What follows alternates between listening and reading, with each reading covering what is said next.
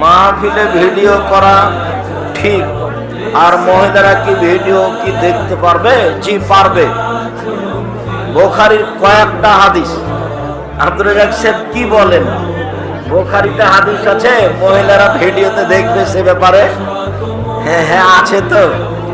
সেই কালে কি ভিডিও ছিল? না তো ছিল না। কয়েকটা হাদিস আছে, তার একটা হাদিস হলো অন্ধ মানুষের কাছে একজন মহিলাকে ইদ্যত পালনের জন্য আল্লাহর নবী বলেছিলেন, আর ইদ্যত পালনের কোনো লোক ছিল না।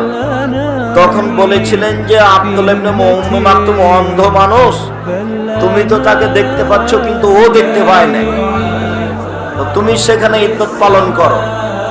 মহিলাদের পুরুষ দেখতে পাবে না, তবে মহিলারা পুরুষদের দেখতে পারে। তার একাধিক হাদিস আছে। মাহফিলে ভিডিও করা ঠিক, আর মহিলারা কি ভিডিও কি দেখতে পারবে? জি পারবে। বুখারীর কয়েকটা হাদিস। আব্দুর রাজ্জাক সাহেব কি বলেন? বুখারীতে হাদিস আছে মহিলারা ভিডিওতে দেখবে সে ব্যাপারে? হ্যাঁ হ্যাঁ আছে তো। সেই কালে কি ভিডিও ছিল? না তো ছিল না।